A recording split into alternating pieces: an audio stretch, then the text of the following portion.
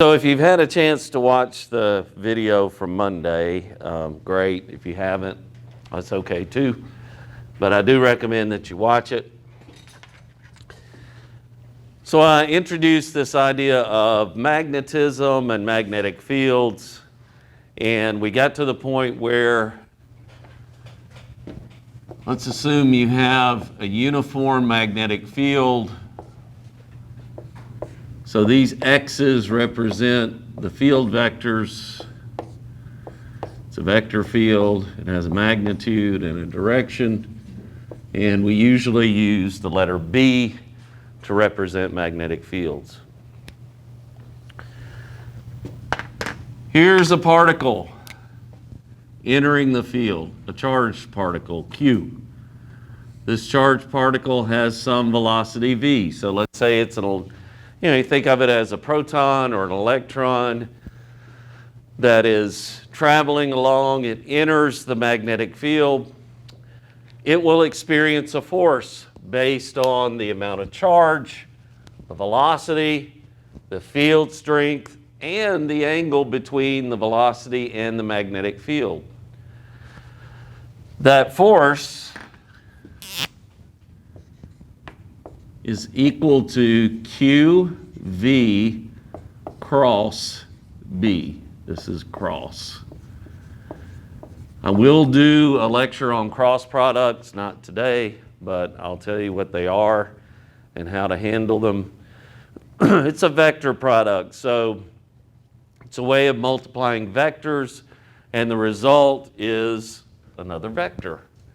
The dot product was a way of multiplying vectors, and the result was a scalar. It was just a number, like work, okay?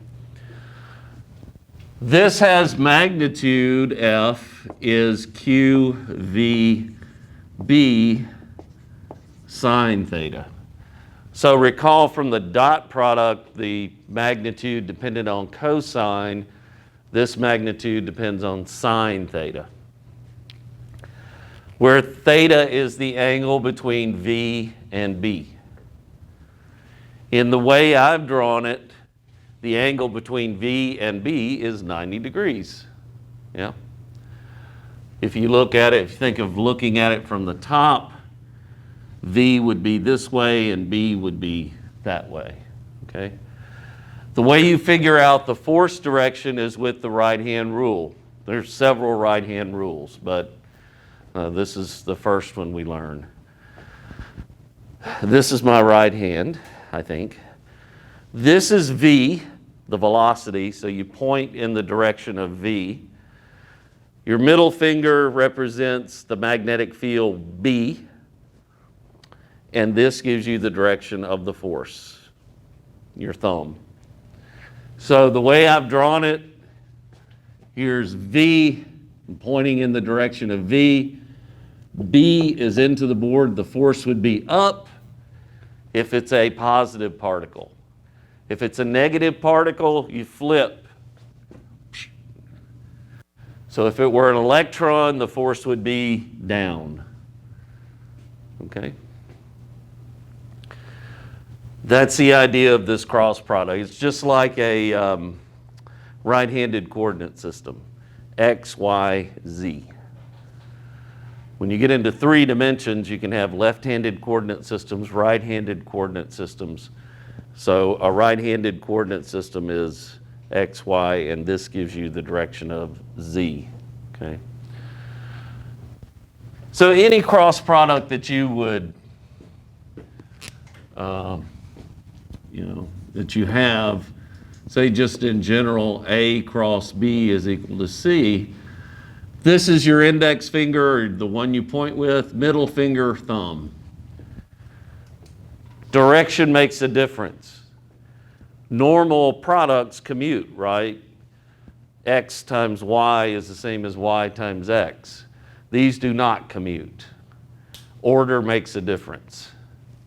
All right, we'll talk about that when I talk about the cross product itself. Okay. So this is, depending on the magnitude of the charge, the velocity, the magnitude of the field, which is in Tesla, and the angle between the two, you get a force. The angle, speaking of the angle, if the velocity is in the direction of the field, the magnetic field, so parallel or anti-parallel, meaning this is 0 or 180, you get no force. Sine of 0 is 0, sine of 180 is 0, okay? So you only get a force being produced when you have a component of the velocity that's at a right angle to the field. Remember, with the cross product, you only got a result if you had a component of the force, with the dot product, you got a result if you had a component of the force that was in the direction of displacement when we were talking about work. Well, this is sort of opposite. You only get a force if you have a component of the velocity that is at a right angle to the field. Okay? So I want to do an example based on this idea. So here I'm going to give it some numbers.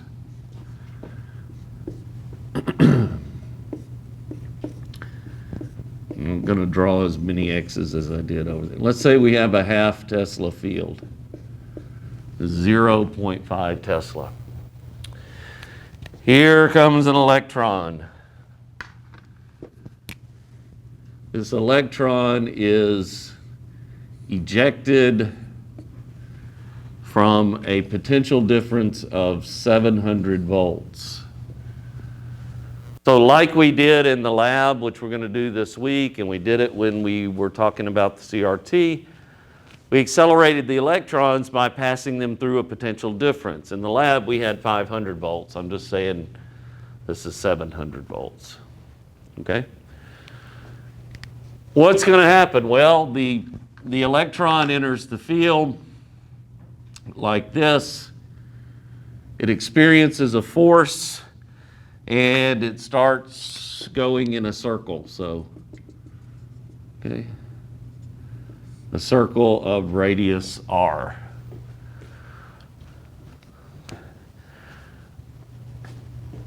R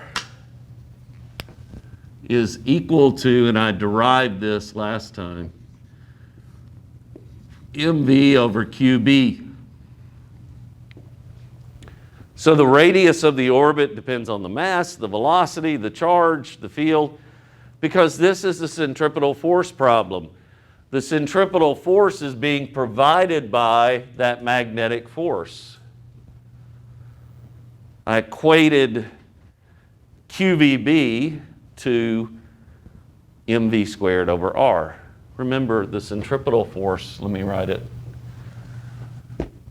The centripetal force is mv squared over r. That's from Physics 1. That's the mass of the particle times its centripetal acceleration. Well, what's providing the centripetal force here is this magnetic force, QVB. So FB is equal to QVB. And when you equate those two, you can solve for the radius of the orbit. That way, do it yourself. The radius of the orbit is mv over qb. The angular velocity of the orbit, or the angular frequency of the orbit, omega, is equal to q. What is omega equal to? Can't even remember. QB over m, yeah. Omega is equal to QB over m, and T is equal to, if you solve this for the period, T is equal to 2 pi m over QB. Okay? Because this is 2 pi over T, you flip, okay. Yeah, okay.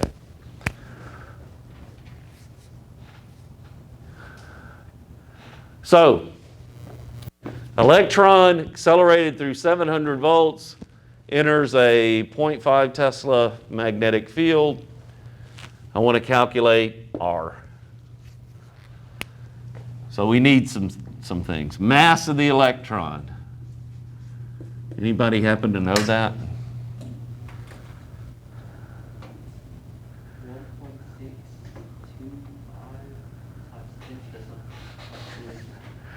Yeah, I think you're thinking of the proton. The electron is 9.109 times 10 to the negative 31 kilograms. Okay. Very light particle. Charge on the electron, I'll just call it E. Well, I'll just write it as Q since I'm using Q over there. Q is equal to 1.602 times 10 to the negative 19 coulombs. And I've got a value for B. How can we solve for V? How can we figure out the velocity of the electron? Any ideas?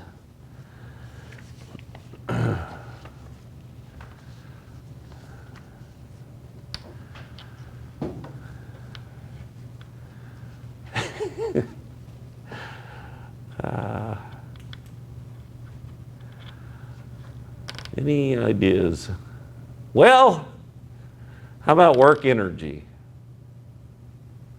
Why not? This potential difference, 700 volts, does some work on the electron. That work is equal to QV, Q big V. And the final velocity is 1/2 mv squared. We say they start from rest and they get accelerated through here. So the work done by the electric field is actually doing the work, is QV, and that's 1/2 mv squared.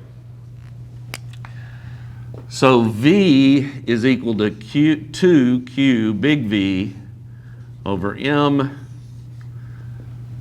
all underneath the radical. Okay. So I think we have everything we need after we calculate V. I've got values for big B, M, and Q. So let's calculate this. This is 1.602 times 10 to the negative 19 coulombs.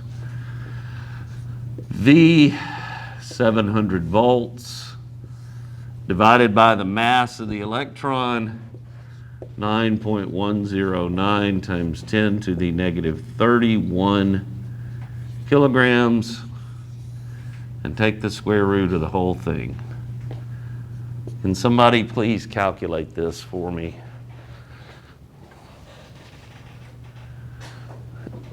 I know about what it should be, but if you get an answer faster than the speed of light, you've done something wrong.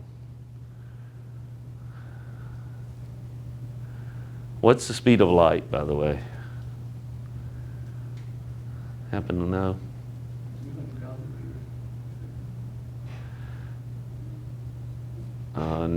You're on the, well, no. It's a lot faster than that. How much? 300 million meters per second. Yes, that's right. Okay, 3 times 10 to the 8 meters per second. It's actually, C is equal to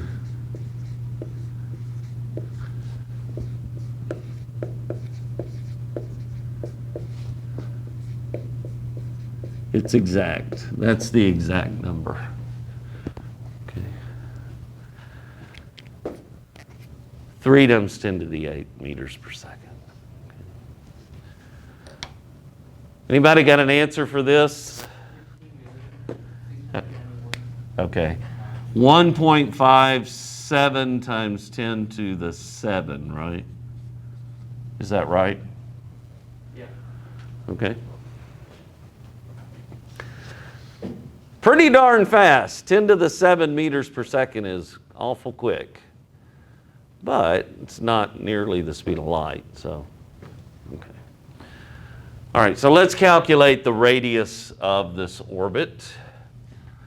R is equal to, now, you could make, which we will do in lab, not this week, or next week, but when we do E over M, you could substitute in here for V and get an expression for R that gets rid of V, but I'm doing it in steps. 9.109 times 10 to the negative 31 kilograms. That's M. That's the mass. V. 1.57 times 10 to the 7 meters per second. Q. 1.602 times 10 to the negative 19 coulombs. And B is a mere half Tesla. Okay, that's a big field, by the way. It's pretty, well, that's a nice dense field. What do you get for the radius of the orbit?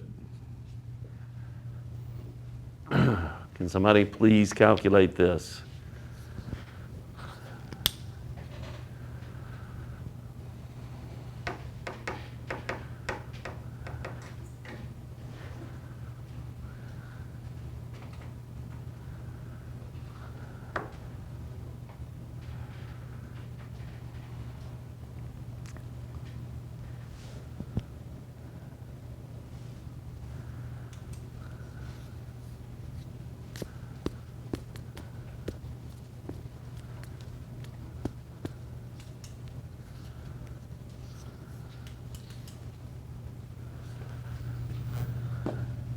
I'm using this, by the way, if you didn't know.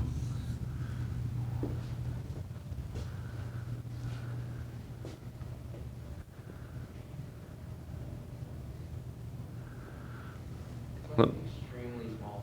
Yeah, what? 1.785 times 10 to the negative 42. No, not that small.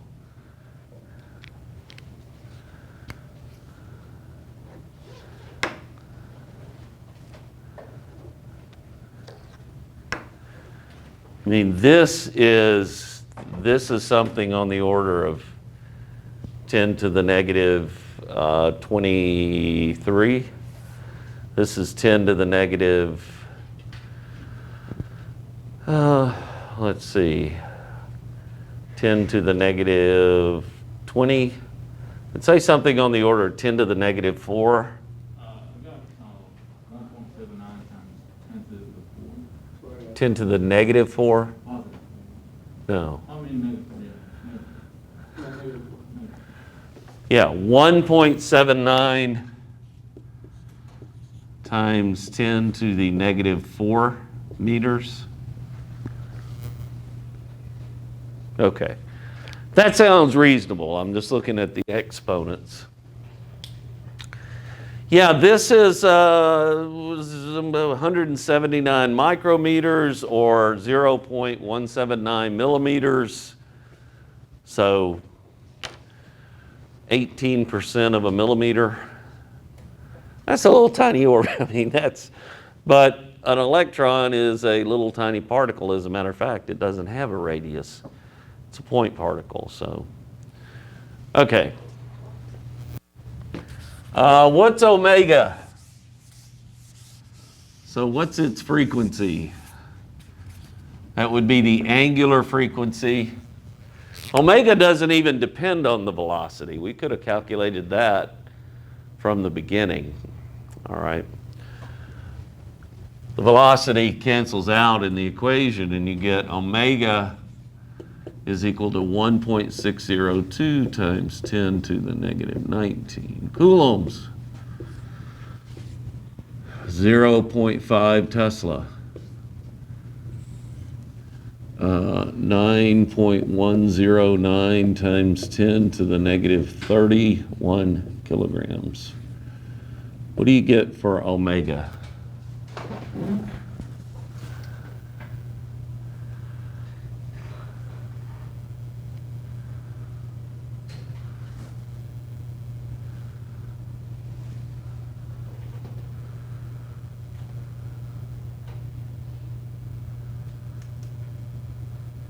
Something on the order of 10 to the 10? Looks like. Is anyone calculating for me? I got 8.79. Okay, 8.8 times 10 to the 10 per second. Okay. Yeah, that's going around really, really fast. All right. The period, this is an easy calculation. The period is just 2 pi over omega, right? If you look at this, QB over M is omega, so that's 2 pi over omega is the period. So 1 over this times 2 pi is equal to what? Just take 1 over your answer and multiply by 6.28.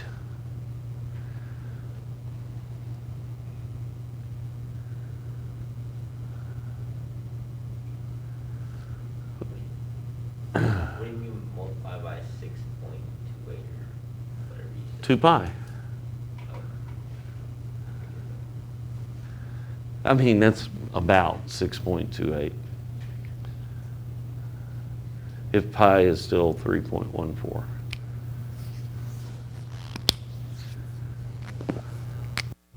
I got 7.14. Times what? 10 to the negative 11.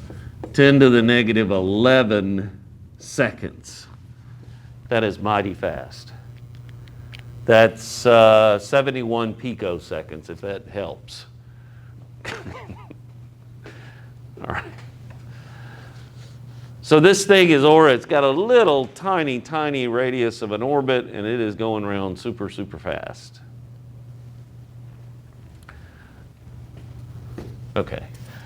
Just to give you, which I talked about in the lecture on Monday, just to give you an idea, half a Tesla, the Earth's field is about 1 Gauss. That's another unit of magnetic field density. 1 Tesla is equal to 10 to the 4 Gauss, okay? So there are 10,000 Gauss in 1 Tesla.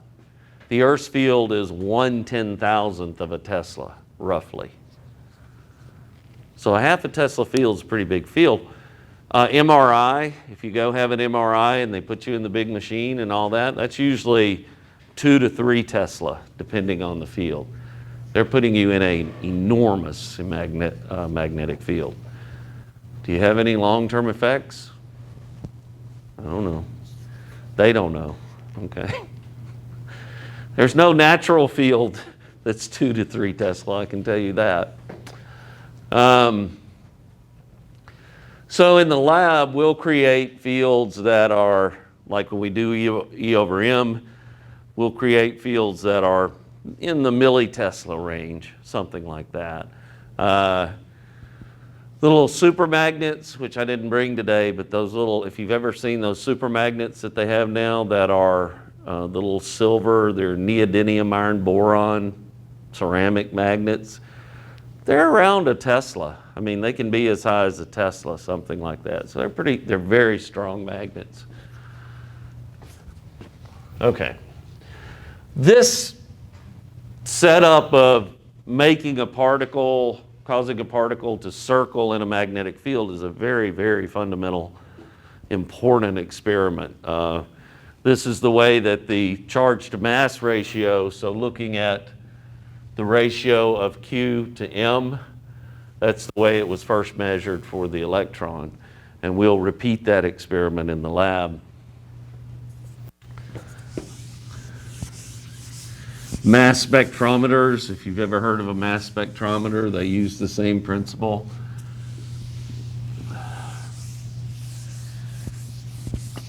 Lots of fancy high-tech stuff is based on this idea of spinning a particle in a magnetic field.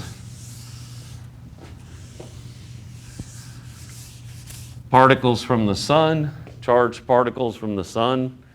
We have a protective shield on Earth because we have a magnetic field, and these charged particles that are raining down from the sun, they spin down in the Earth's magnetic field. They enter the field, and then they start to spin, and they lose their energy in the atmosphere.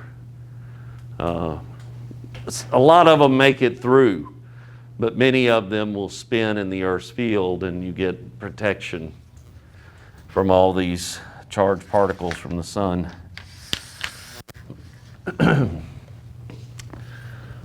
Okay. I'm imagining another setup. Here's a nice uniform magnetic field, B, just like I had before. And instead of placing a particle in it, I'm going to place a current-carrying wire.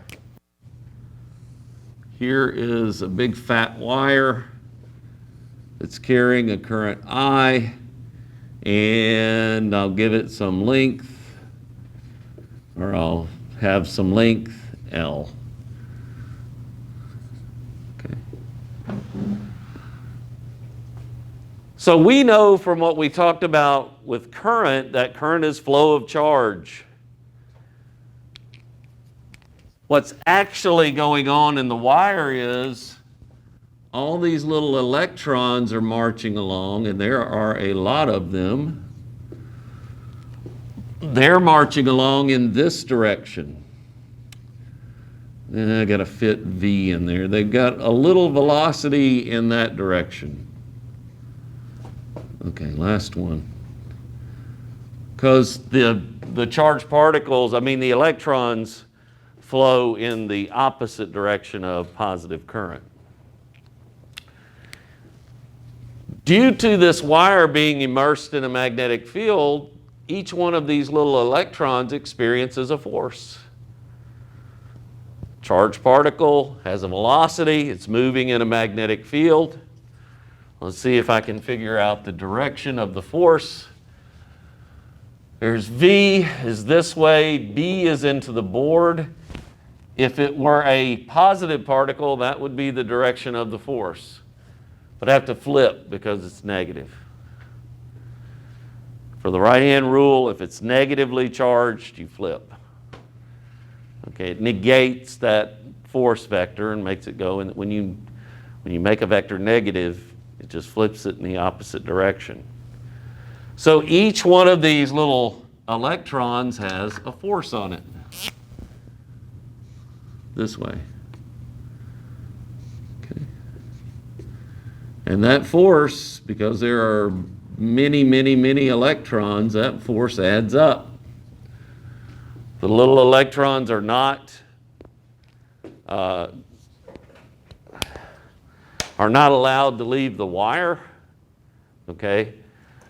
So they produce a net force on the wire due to the interaction with the magnetic field.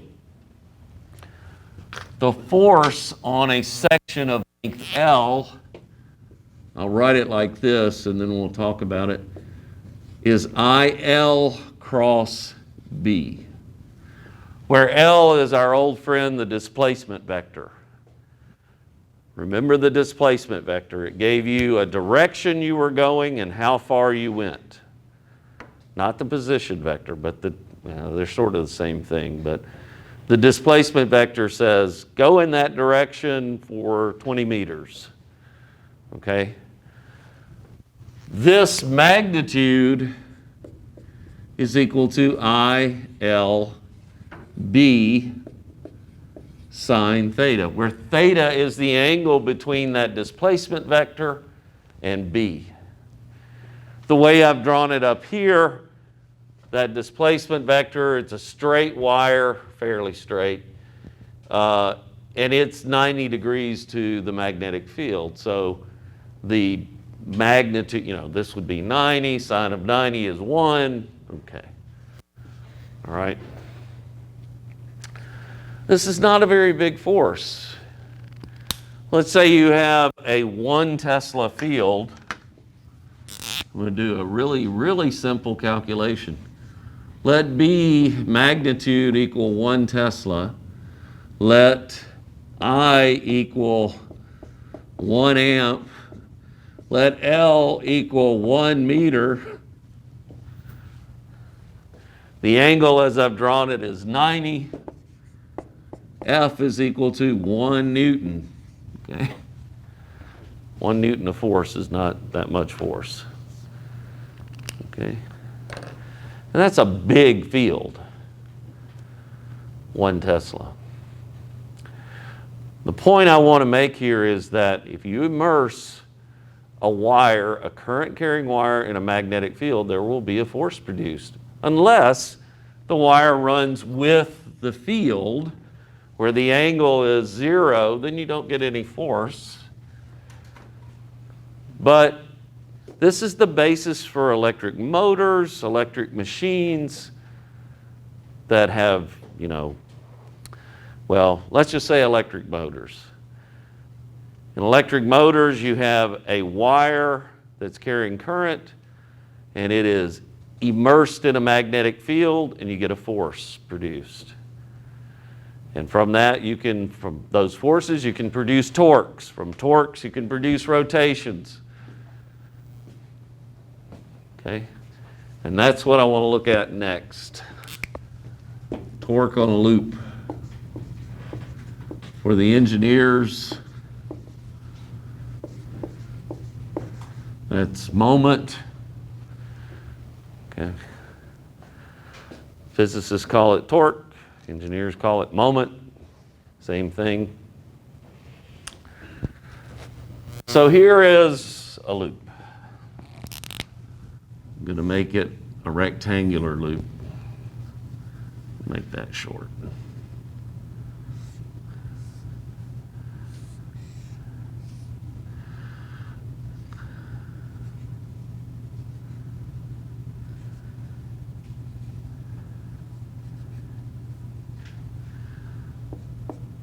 There's a loop.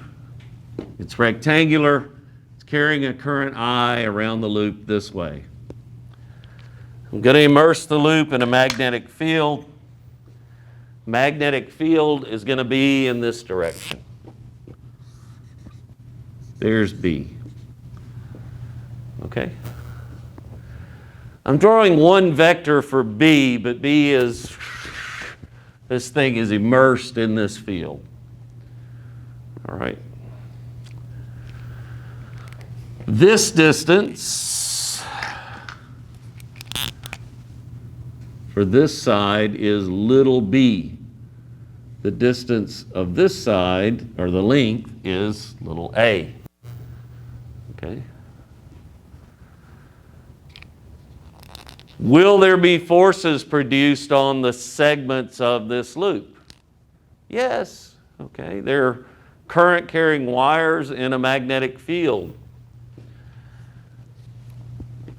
Let me look at this set. There's a little gap here. I'm not concerned about the gap. That's the way that I get current into the loop. Let me look at the force on this segment. On that segment, the current and the field are in the same direction. So the angle between the current, IL, and the field is 0. Sine of 0 is 0. There's no force on that segment. That's my argument. What about this segment? Well, this segment, the current's this way, so that's IL, then B is like that. Can I get my fingers in that direction? There is a force, and it's into the board on that segment. So there's a force on this segment. I'll draw it here, and it's into the board. The magnitude of that force is equal to I little a, I'm going to squeeze it in here. I'll rewrite it in a second. The magnitude of that force is I little a b, big B. That just comes from this, ILB. It's the current times the length of the segment times the field magnitude. All right, this segment. I can make the same argument on this segment as I did this one. On this segment, the angle between IL and B is 180. Sine of 180 is 0. No force on that segment. This segment, here's B. The force is out of the board. So there's a force on this segment, and it is out of the board. And it is also equal to IA big B on that bottom segment. Following this logic, I hope. This is all based on this ILB forces.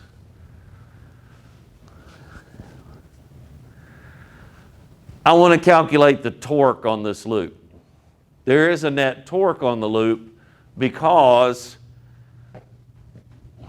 you've got forces. Let's say that our axis of rotation is here. I'm going to calculate the torque about this axis.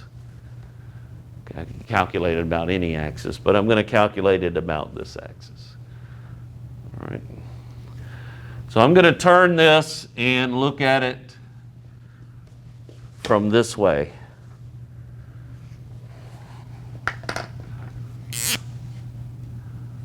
So here's that axis I'm talking about. Here is the wire. I'm cutting it, the wire on this segment.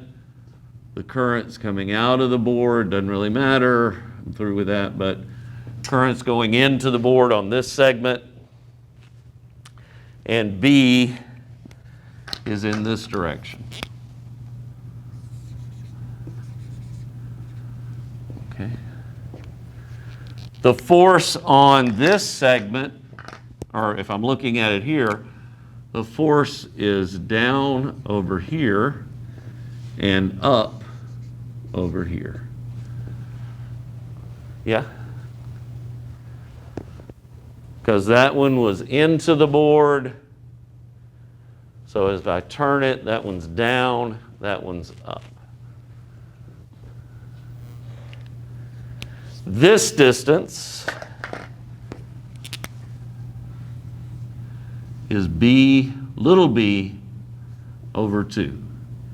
This distance as well is little b over 2. By our convention for counterclockwise being positive for torques, I'm going to calculate, well, let's calculate the magnitude of the torque. The torque is equal to F times B over 2 plus F times B over 2. Yeah. Force times moment arm or lever arm. Okay, and I've got 2 of them, and they're both positive torques. Now, F is equal to I little a big B. That's from calculating this.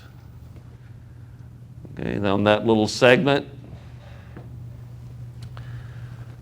So I'll replace F, and that gives me I a big B times B over 2 plus I a big B times B over 2, little b over 2. And I'll rearrange that. And this is equal to I'm going to write it in a funny way, I little a little b times big B.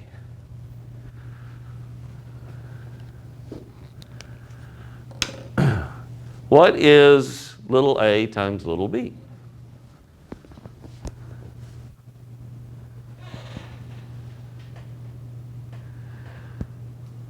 In terms of the loop I drew.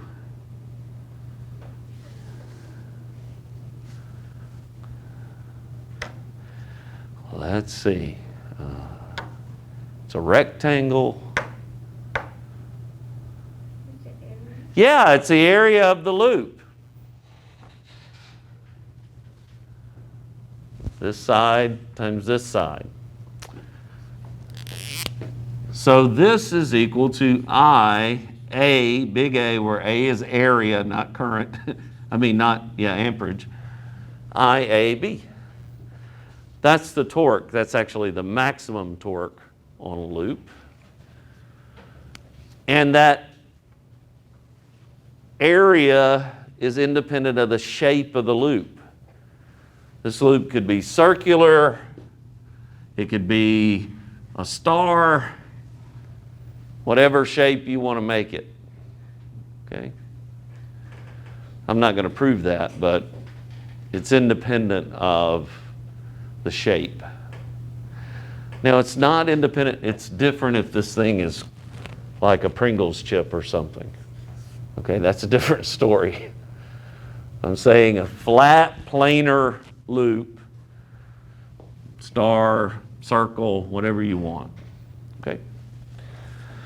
This quantity we give a special name because it's so important.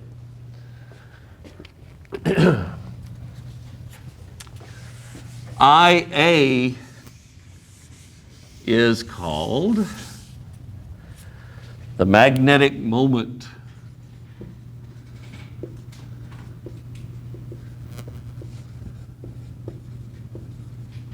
The magnetic moment, and we use mu, is equal to IA, where vector A is our old friend, the area vector, like we had with flux.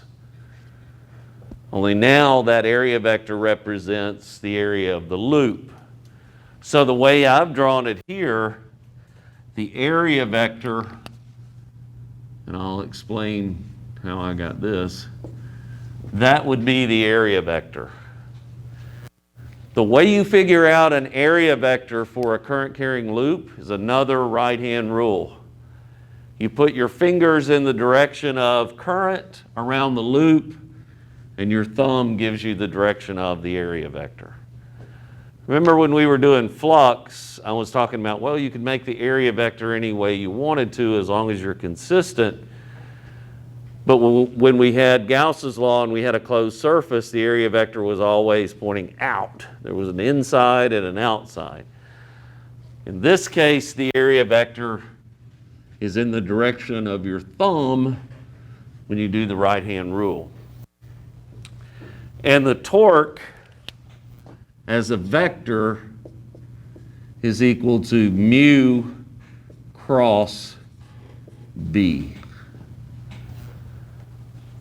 where the magnitude of the torque is mu B sine theta.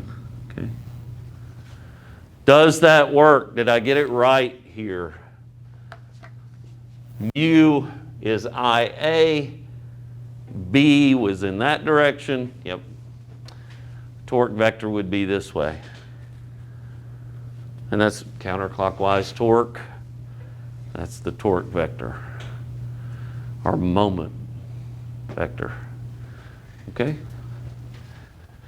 So the way I've drawn it, I mean, it's a contrived example. I drew it where this that I calculated is the maximum torque. As this rotates in the field, the torque, when that angle between A and B, the angle between mu and B is 0, there's 0 torque. Yeah? If A is here, then this loop is rotated this way, and these forces go up like that, and they're just pulling on the loop. There's no torque anymore. And when you in an electric motor, in simple electric motors, what actually happens is the armature, as it's called, where the loops are located, will coast through that part where there's no torque. And then they coast through that part, and then they get to a point, the force vectors change, and it continues to push the loop around. And I'll show you that. But for now, just know that this is the torque, mu b sine theta. There is also a potential energy, mechanical potential energy associated with the loop in the field. The potential energy, U, is minus mu dot B. Okay. That's the potential energy of the loop. So it's like, well, I've got current in this loop and I'm holding it in this direction. I'm holding it right here. I let it go. There is some energy. It's going to go this way. It's going to spin. Okay. A compass needle has a magnetic moment. It's not caused by current in a loop, but it has a permanent moment. And what it tries to do, it lines up with the Earth's magnetic field. There's a torque if it's out of line. When it lines up with the field and it comes to rest, that's the minimum potential energy point.